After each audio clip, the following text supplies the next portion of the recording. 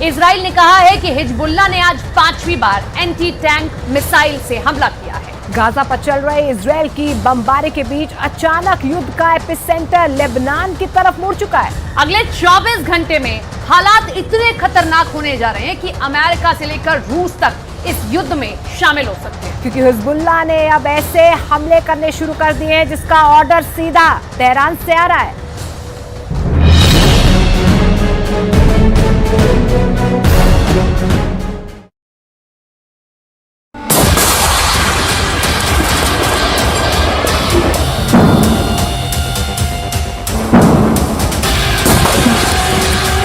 صاحب القمر يا حي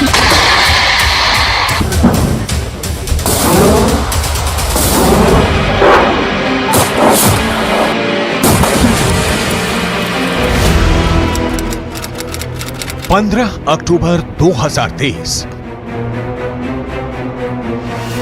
Hezbollah एक के बाद एक कई मिसाइल फायर करता है।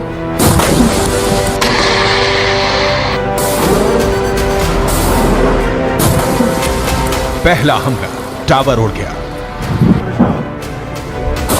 दूसरा हमला रेडार तबाह हो गया,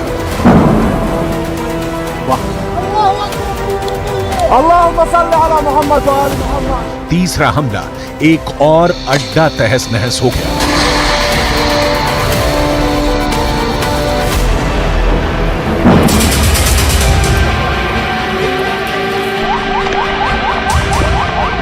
ये जगह है लेबनान और इजराइल के बॉर्डर पर शीबा फार्म्स का इलाका।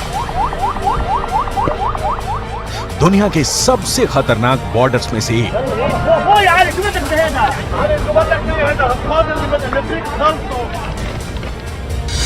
और यहां बने हैं इजराइल के 5 बहुत ही खतरनाक अड्डे।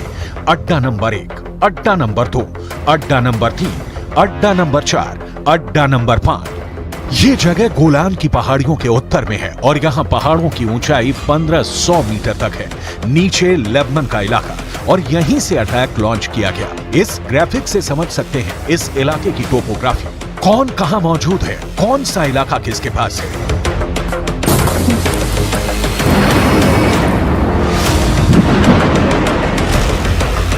अब यहां क्या हुआ, बहुत गौर से देखिएगा। यहां लेबनान के इलाके में हिजबुल्लाह का पूरा कंट्रोल है और उसने निकाली 3 बहुत ही खतरनाक एंटी टैंक मिसाइल और मल्टी बैरल रॉकेट लॉन्चर। ये मिसाइल ईरान से सप्लाई की जाती रही है और ऐसी मिसाइलों का हिजबुल्लाह के पास बहुत बड़ा जखीरा है।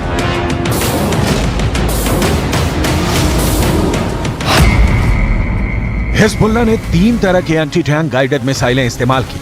ये है कॉर्नेट, इसकी रेंज 5 किलोमीटर तक है। ये रूस की मिसाइल है, लेकिन अब ईरान इसका देसी वर्जन देहलाविया तैयार कर चुका है और ऐसी बहुत सी मिसाइल अब हिजबुल्लाह के पास है। दूसरी है BGM-71 टो anti tank guided missile, range है 3.5 किलोमीटर। यह अमेरिका में बनी मिसाइल है, लेकिन अब इसकी नकल ईरान तैयार कर रहा है और इसने हिजबुल्लाह को सप्लाई की है। तीसरी है 85 कॉनकोर्स, रेंज 4 किलोमीटर। यह भी रूस ने बनाई है और अब ईरान में ये तोसान नाम से तैयार की जा रही है। तीनों मिसाइल बहुत ही घातक हैं और जिस तरह से इन्होंने इजराइल के अड्डे उड़ाए हैं उससे ये बात साबित हो जाती है। हिजबुल्लाह का दावा है कि उसने ये हमला लेबनान में इजराइल के हमले के जवाब में किया। इजराइल के हमले में एक पत्रकार की मौत हुई है, जबकि कई घायल हुए हैं। इस वीडियो में देखा जा सकता है कि कुछ पत्रकार घायल हालत में हैं और पास ही एक गाड़ी जल रही है। इजराइल पर इस हमले का आरोप लगा है।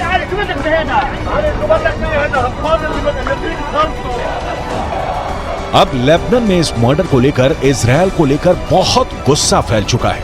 इजराइल के खिलाफ बेरूत में लगातार प्रदर्शन हो रहे हैं। इसी को देखते हुए अब हिजबुल्लाह ने क्या किया है वो बहुत गौर से देखिएगा।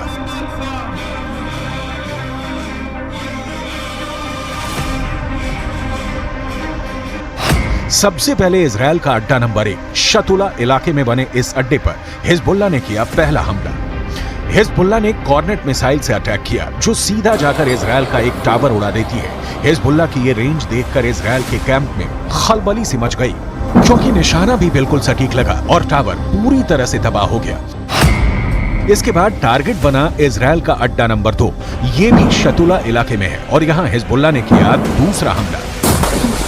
इस बार हिजबुल्लाह ने BGM-71 टो एंटी टैंक गाइडेड मिसाइल का इस्तेमाल किया। अमेरिका में बनी यह मिसाइल इतनी सटीक है कि इसने ठीक रेडार स्टेशन को तबाह किया। ऐसा निशाना देखकर कोई भी दुश्मन डर जाएगा। इसके बाद टारगेट बना इजरायल का अड्डा नंबर 3। यह भी शतुला इलाके के करीब है और यहां हिजबुल्लाह ने किया तीसरा हमला। इस बार हिजबुल्लाह ने concourse anti tank guided missile fire की। रूस की ये वायर गाइडेड मिसाइल भी इजरायल के एक ठिकाने को खत्म कर देती है। इसके बाद चौथे और पांचवें अड्डे पर भी हिजबुल्लाह अपनी बाकी मिसाइलों और मल्टी बैरल रॉकेट लॉन्चर से हमला करता है और उनका भी वही हश्र होता है जो बाकी अड्डों का हुआ है। हिजबुल्लाह का दावा है कि इन हमलों में इजरायल को भारी नुकसान हुआ है और उसके कई सैनिक भी मारे गए हैं। צה"ל הגיב בירי והשמיד עמדות חיזבאללה ואת מקור האש. כמו כן, בוצע ירי למוצב צבאי, אין נפגעים, גם שם צה"ל הגיב באש לעבר מקורות הירי. समझ लीजिए कि इस वक्त इजरायल और लेबनान के बॉर्डर पर आग लगी हुई है और ये सब कब युद्ध को 10 गुना भड़का सकते हैं, इसके बारे में दुनिया में सिर्फ 4 लोग जानते हैं। पहले हैं इजरायल के प्रधानमंत्री बेंयामिन नेतन्याहू, दूसरे हैं ईरान के राष्ट्रपति इब्राहिम रईसी, तीसरे हैं अमेरिका के राष्ट्रपति जो बाइडेन और चौथे हैं यूरोप से लेकर अमेरिका तक सबको हिला देने वाले रूस के राष्ट्रपति व्लादिमीर पुतिन। लेकिन इस वक्त सबसे ज्यादा एक्टिव ईरान है। ईरान के विदेश मंत्री हुसैन अमीर अब्दुल्लाहिया ने कहा है कि अगर इजरायल ने गाजा पर बमबारी नहीं रोकी तो हिजबुल्लाह ने ऐसी तैयारी की हुई है कि इजरायल में जलजला आ जाएगा। در اسرائیل علیه شهروندان و غیر نظامیان در غزه فوراً متوقف شود.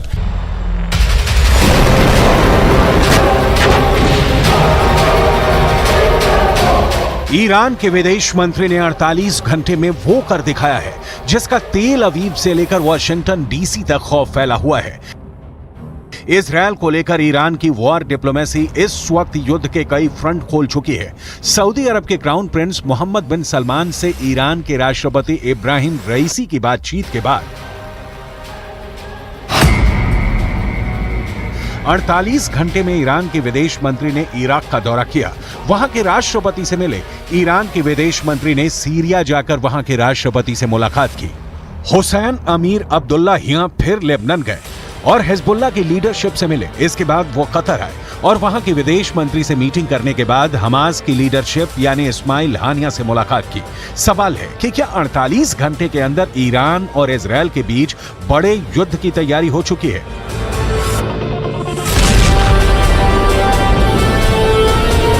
इजरायल ने भी लेबनान बॉर्डर पर हमले का वीडियो जारी करके बताया है कि वो हिजबुल्लाह को छोड़ेगा नहीं।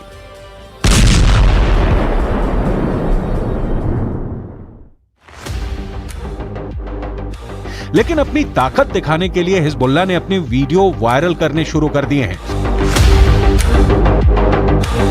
हिजबुल्लाह के इस वीडियो में बताया जा रहा है कि वो इजरायल पर हमले के लिए तैयार है।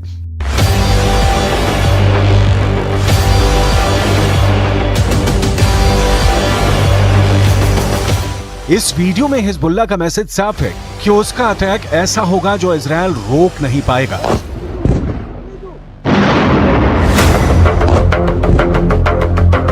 इस वीडियो में हिजबुल्लाह का मिलिशिया कमांडो ऑपरेशन की तरफ इशारा कर रहा है। इस वीडियो में हिजबुल्लाह बता रहा है कि उसके कमांडो मोटरसाइकिल पर आएंगे और इजरायल की सेना भागती हुई नजर आएगी। हिजबुल्लाह ने बहुत साफ शब्दों में कह दिया है कि वो इजरायल पर हमला कर देगा।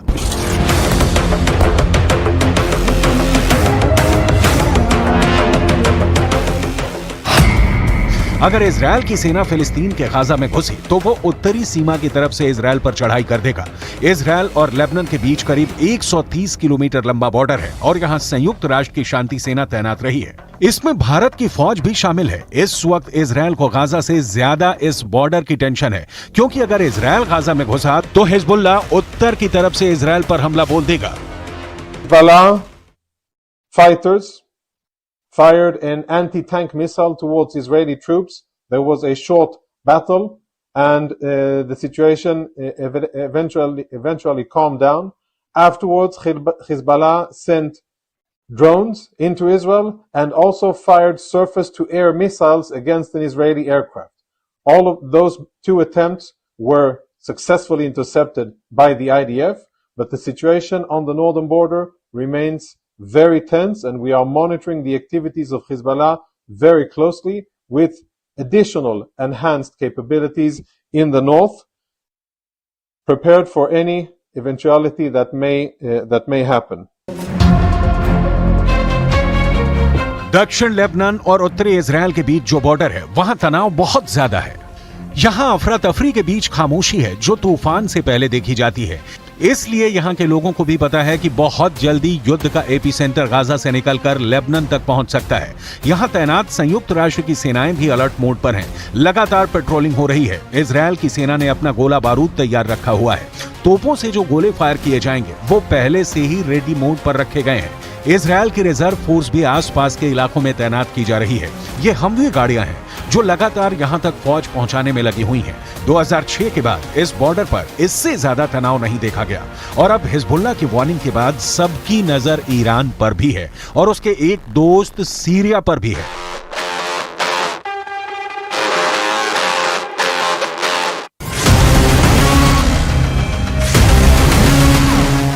इजराइल के गोलान की पहाड़ियों पर भी टैंक पहुंचा दिए गए हैं। ये जगह सीरिया का हिस्सा था, लेकिन 1967 में युद्ध के बाद इजराइल ने सीरिया के इस हिस्से को अपने में मिला लिया और तभी से यह इलाका इजराइल के कंट्रोल में है। देखा जाए तो इस वक्त पूरे पश्चिम एशिया में युद्ध की चिंगारी पहुंच चुकी है।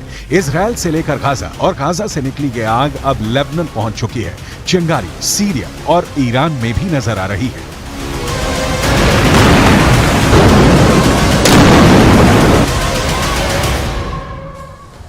इस वक्त अमेरिका का एक और एयरक्राफ्ट कैरियर इजराइल की सपोर्ट के लिए रवाना हो चुका है।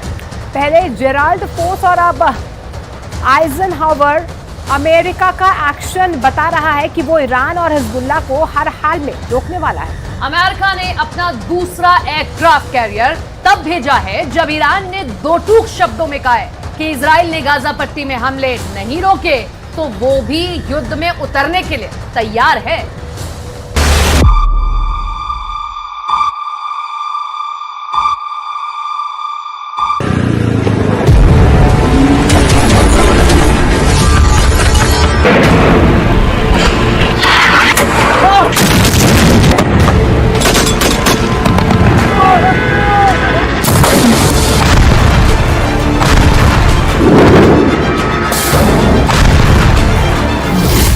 इजराइल का इरादा बिल्कुल क्लियर है, हमास के हर आतंकी का नाश। ईरान का इरादा बिल्कुल क्लियर है, हमास के खात्मे को बचाने के लिए युद्ध में कूदना है। अमेरिका का इरादा बिल्कुल क्लियर है, इजराइल को हिजबुल्लाह से, हमास से और सबसे बड़े दुश्मन ईरान से बचाना है।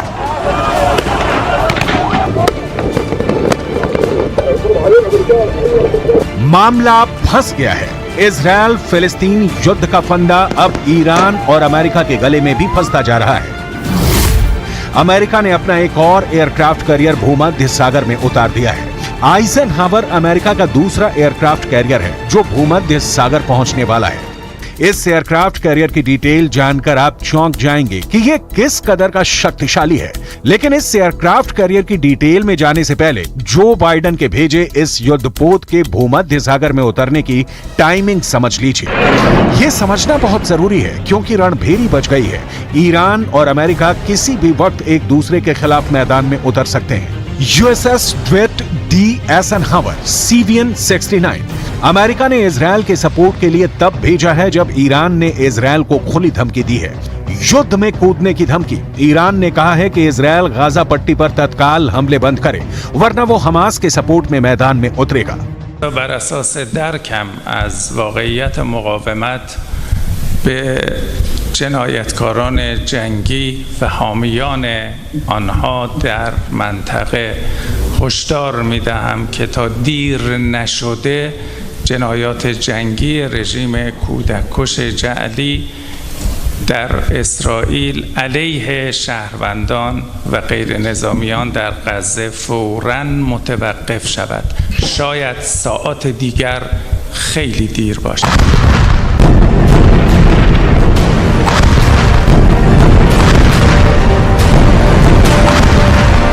लेबनान में हिजबुल्ला को ईरान का समर्थन हासिल है और यही हिजबुल्ला जब गाजा पट्टी से हमास ने इजरायल पर हमला किया तो दूसरी ओर से इसने भी इजरायल के खिलाफ रॉकेट दागने शुरू कर दिए।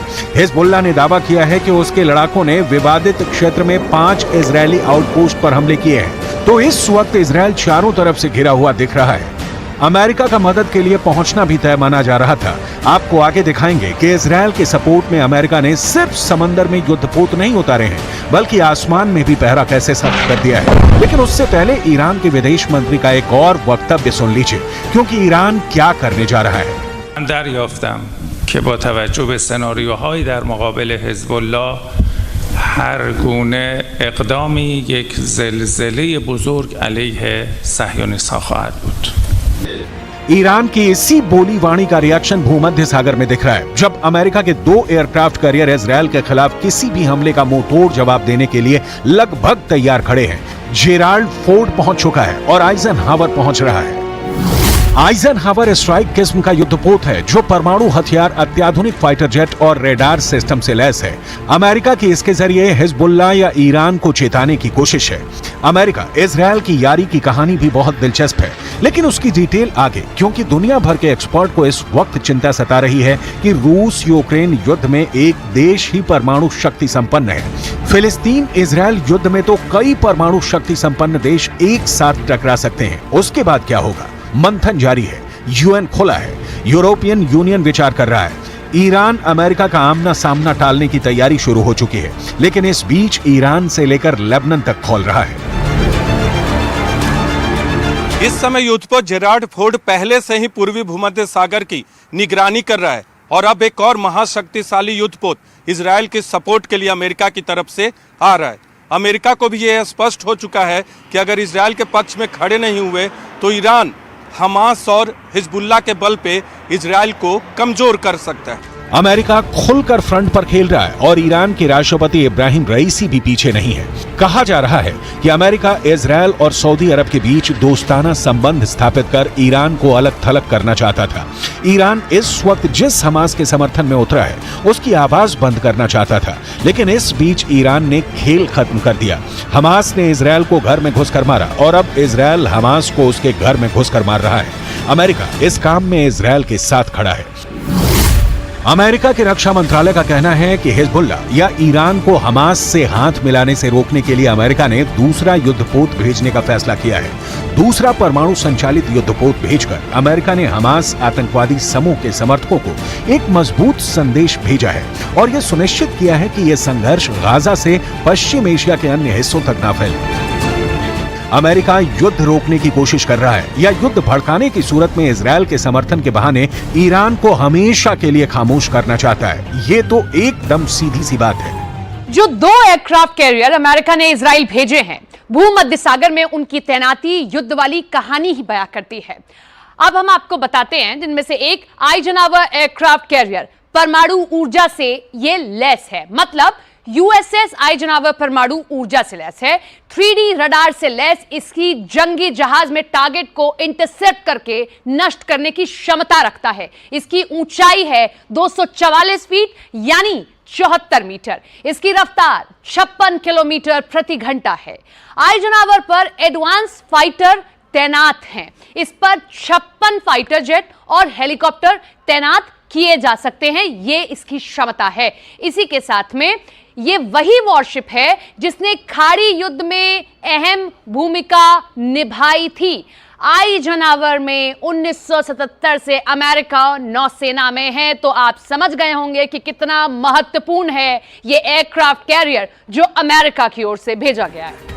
अमेरिका के पास दुनिया का सबसे शक्तिशाली नौसैनिक बेड़ा है। अमेरिका इसकी ताकत का एहसास पूरी दुनिया को कराता रहा है। इजरायल के साथ अमेरिका के खड़ा नहीं होने की दशा में इजरायल का अस्तित्व तो बच पाएगा कहना मुश्किल है, क्योंकि इजरायल पर ईरान जैसे देशों की गिद्ध दृष्टि जमी रहती है।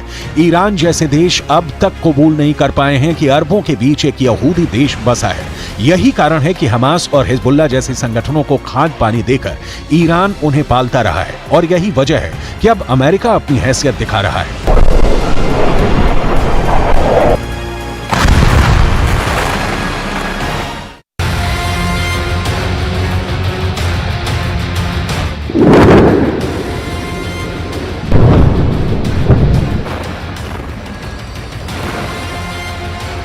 एयरक्राफ्ट कैरियर आइजनहावर के पहले अमेरिका ने जेराल्ड फोर्ड को भूमध्य सागर में उतारा। इसके बारे में हम आपको बताते हैं। परमाणु ऊर्जा से चलने वाला जेराल्ड फोर्ड 76 मीटर ऊंचा है। इस तरह इसकी ऊंचाई दिल्ली के कुतुब मीनार की 73 मीटर से ऊंचाई से भी ज्यादा है। अब आप अंदाजा लगाइए कितना ऊंचा ये रहा है। इसकी क्षमता 1 लाख टन से भी ज्यादा बताई जाती है। इस पर एक साथ 70 फाइटर जेट ले जाने में यह सक्षम है। इसकी रफ्तार है 56 किलोमीटर प्रति घंटा। इसे चलाने के लिए 4500 नौसैनिक तैनात कर दिए गए हैं। एयरक्राफ्ट कैरियर आइजनहावर और जेराल्ड फोर्ड दोनों वॉरशिप परमाणु शक्ति से संचालित हैं और क्षेत्र में किसी भी प्रमुख शक्ति से मुकाबला करने के लिए भूमि पर हमला करने वाली मिसाइलों और F-18 लड़ाकू विमानों में सैन्य शक्ति रखते हैं। अमेरिका के रक्षा मंत्री लॉयड ऑस्टिन ने कहा है कि स्ट्राइक ग्रुप को आदेश दिया है कि वो भूमध्य सागर में उत्तर में अपनी पोजीशन ले ताकि इस युद्ध को बढ़ने से रोका जा सके। इजरायल युद्ध नहीं फैलने से रोकने की बातों के बीच समंदर और आकाश दोनों में सुपर एक्टिव है। इजरायल गाजा को मिट्टी में मिला रहा है और अमेरिका समंदर और आसमान से उसकी निगरानी कर रहा है। समंदर में इजरायल को अमेरिका का सपोर्ट दिखा, अब आसमान में देखिए। यूएस एयरफोर्स सेंट्रल ने मध्य पूर्व क्षेत्र में F-15E लड़ाकू जेट और A-10 ग्राउंड अटैक जेट की तैनाती की घोषणा की है। यूएस सेंट्रल कमांड के एक सोशल मीडिया पोस्ट में कहा गया है कि A-10 इस क्षेत्र में पहले से मौजूद विमान के एक अन्य स्क्वाड्रन में शामिल होगा। अमेरिकी वायुसेना ने क्षेत्र में F-15, F-16 और A-10 लड़ाकू विमानों के स्क्वाड्रन की तैनाती की घोषणा की थी। अमेरिकी बल की स्थिति में वृद्धि इजरायल की सुरक्षा के लिए संयुक्त राज्य अमेरिका की दृढ़ प्रतिबद्धता और इस युद्ध को बढ़ाने की कोशिश करने वाले किसी भी राज्य या गैर राज्य को रोकने के हमारे संकल्प का संकेत है। इजरायल कहां जाकर रुकेगा और अमेरिका ईरान या हिजबुल्लाह को कब तक रोक पाने में कामयाब होगा, इस पर फिलहाल मंथन ही किया जा सकता है, क्योंकि कम से कम अभी तो कोई पक्ष रोकने वाला नहीं दिख रहा है। ईरान और अमेरिका के हित इजराइल और फिलिस्तीन के मुद्दे पर आकर अटक गया है। अमेरिका के प्रतिबंध से बौखलाया ईरान चाहता है कि वो अमेरिका को अपनी ताकत का एहसास कराए, जिसके पास परमाणु बम भी है और बेहतरीन ड्रोन भी। ईरान को यह भी लगता है कि अगर वो इस युद्ध में कूदता है तो अरब देशों के अलावा चीन और रूस भी उसका साथ देंगे। ये सही है कि ईरान अमेरिका से टकराया तो जंग होगी, वो रूस यूक्रेन महायुद्ध से भी बड़ा, विनाशक और मौतों वाली होगी। लेकिन इसके बीच का सच है कि दोनों युद्ध भड़का रहे हैं। ईरान हमास या हिजबुल्लाह का साथ नहीं छोड़ सकता तो अमेरिका भी इजरायल को धोखा नहीं दे सकता।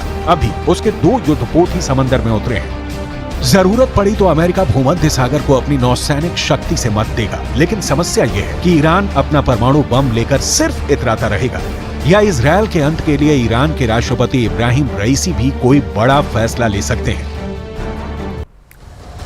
गाजा में इजरायल की बमबारी से करीब 2500 लोग मारे जा चुके हैं। इनमें करीब 800 तो बच्चे हैं। अब सवाल है कि जब इस बमबारी को लेकर ईरान और इजरायल एक दूसरे के खिलाफ युद्ध के लिए तैयार हैं, तो अमेरिका की क्या भूमिका है? देखिए, अमेरिका भी अपना समुद्री बेड़ा लेकर भूमध्य सागर में पहुंच चुका है। तो व्लादिमीर पुतिन क्या कर रहे हैं, ये भी आपको बताएंगे। या फिर चीन ने कौन सा कदम उठाया है जो इजरायल को पीछे हटने पर मजबूर कर सकता है?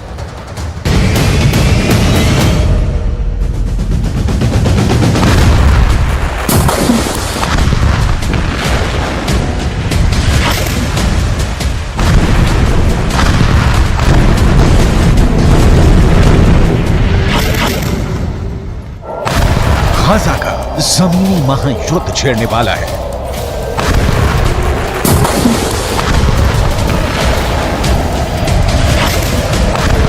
करीब 350 वर्ग किलोमीटर लंबी पट्टी अब खूनी पट्टी बनने वाली है।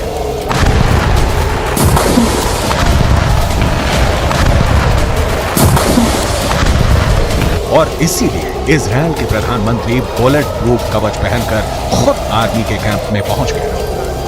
नेतन्याहू इजरायल के सैनिकों से मिले, कमांडर से मिले और उनसे कहा कि युद्ध की तैयारी पूरी कर लो, महासमर का वक्त आ गया है। अब अगले चरण में गाजा पट्टी के अंदर घुसकर हमास को चुन चुन कर मारने की बारी आ गई है।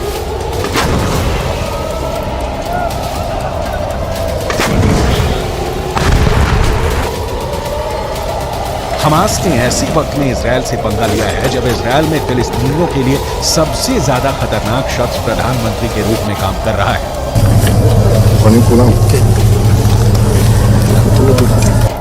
और यही इस वक्त नजर भी आ रहा है। फिलिस्तीन और अरब देशों के अखबार गाजा पट्टी की जो खबरें छाप रहे हैं उसके मुताबिक अब तक गाजा पट्टी के अंदर करीब 2500 से ज्यादा लोग मर चुके हैं। गाजा पट्टी के अंदर अब तक 700 से ज्यादा बच्चे मर चुके हैं, 450 से ज्यादा महिलाएं मर चुकी हैं। कई अरबी भाषा के अखबार दावा कर रहे हैं कि जितने लोग भी गाजा पट्टी के अंदर मारे जा रहे हैं उनमें से 66% महिलाएं और बच्चे हैं।